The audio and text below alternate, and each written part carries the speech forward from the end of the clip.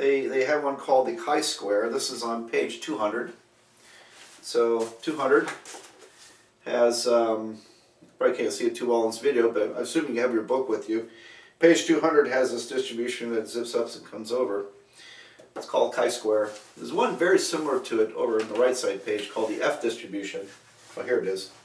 The F distribution looks very similar to chi-square, and it's skewed to one side. Where are these used? Well, our textbook studies the chi-square distribution in Chapter 9, and that's using a certain kind of data. Using a different kind of data in Chapter 11, we use the F distribution. So we get the, because I don't really do Chapter 9, I cover Chapter 11 in big detail here. So Chapter 11, we're going to learn the F distribution and where that applies. So let's don't worry about it a whole lot here. But the main point I want to make right now is that these distributions are mathematical descriptions of the distribution of data from a population or from a sample. So you take samples and look at the distributions or the shapes of it, and that dictates the shape. Dictates the type of statistics you use. Let me give you an example of this. In around 1990, 91, I was teaching in Tennessee at a community college that was near Knoxville, Tennessee, eastern Tennessee. And it was about twice the size of Southern State. Well, it was a Stalinist regime I worked for. We did not have any kind of union protections. You had to earn tenure, and the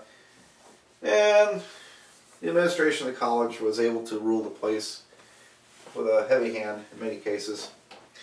Well, they had a man who I think was an honorable guy, who was their analyst, and so they needed some analyzing done. They'd call on this fella, and it's a point I should make. You should have a license to do statistics, because he really screwed up something that I caught. So here's a scenario. The administration was placing a lot of emphasis on student evaluations of faculty. And these student evaluation scores were used to reward or punish faculty. They had a merit pay system, and it was used to determine tenure and things like this. And came under a lot of criticism from faculty because it was believed that many faculty were just gaming the system, trying to give everything to the students so they would have high student evaluation scores. Well,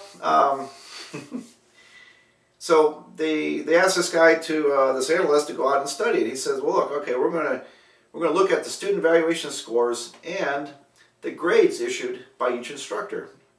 And so they would gather, every semester we had to have 2 classes evaluated. So he gathered those statistics, and you could distill student evaluation scores down to a single number using a 1 to 5 scale. A scale of 1 to 5, you could average all those questions out and get a single number for that faculty member. This is their student evaluation score. So maximum possible was 5 points, minimum was 1. And then he looked at the grades issued in those classes. And the grades, using the grade point scale, would run from 0 to 4. From F to A is 0 to 4. So the maximum grades could be, if everybody got A's, then that faculty member had grade point average of 4. All right, so he went through all this statistics and argued that there was no connection between the grades given and the student evaluation scores, which is what the administration wanted to hear. They wanted to know there's no connection between grades and how students were evaluating faculty, and that sort of, they use that to justify putting such emphasis on student evaluation scores to reward or punish faculty. All right, well, anybody who's taught knows that's just doesn't make any sense. It just doesn't smell right. So I asked this guy, well, look, can I look at that data? He said, sure. So he photocopied all the data, raw data for me. I had stacks of paper. We had about 100 faculty, so I had about 100 sheets of paper. And I was looking through this, and one that caught my eye is that one faculty member had student evaluation score of 4.99 out of 5 points. Almost perfect. And then I looked at the grade point average, and this person had given 59 A's and 1 B. That was it. No C's, D's, or F's. 59 A's, 1 B, and had a student evaluation score that was nearly perfect. I thought, well, okay, so that person is giving away everything, making the class extremely easy, and they're getting high marks from students, which belied the conclusion of the administration that there was no connection between those two. All right, so I started looking at that. Well, how am I going to? What did he do? And I typed the raw data into a spreadsheet. Looked on my computer, and I drew a histogram. And the histogram was pretty much chi-squared. It was not bell-shaped. It wasn't bell-shaped, but it was skewed very heavily to one end. This distribution of data I was looking at, and it occurred to me, there's the problem, because he's using statistics based upon the bell curve to evaluate this information, but the data I have was not bell-shaped.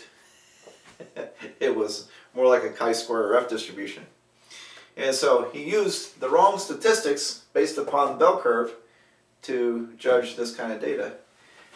He didn't realize his mistake. I think this guy was very honest. He just didn't realize knew enough statistics.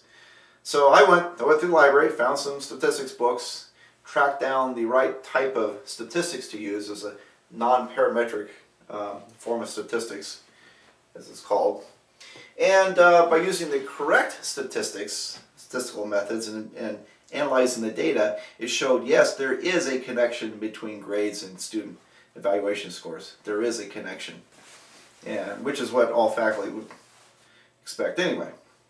This sort of tends to make sense. So, but using proper statistics, that was the case.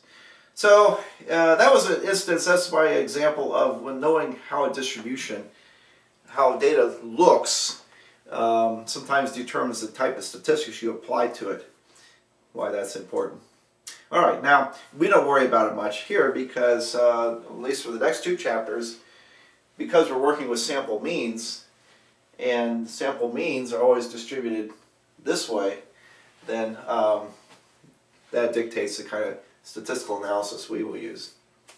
All right, I have I think one other little topic to talk about before we leave this chapter, and it's a definition. Where is that?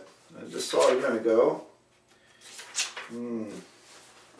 Sorry about that. Bear with me. I don't want to stop the tape quite yet. Here it is. On page 206, there's a definition. A p-value is a probability of the observed data or more extreme data given some basic assumption about the data. So, a few minutes ago I had a A few minutes ago I had a diagram over here where this was the top 2.5% of this distribution, and that would be a p-value. That's a p-value. A p-value is a probability of the observed data or more extreme. So P stands for probability, means probability value. We're going to use that p-value an awful lot in this course. And as a matter of fact, when you look at professional journals where statistics is published, you'll see p-values all over the place. So we'll talk about that a lot more.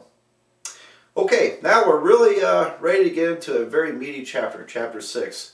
So let's leave chapter 5, and I will see you in chapter 6.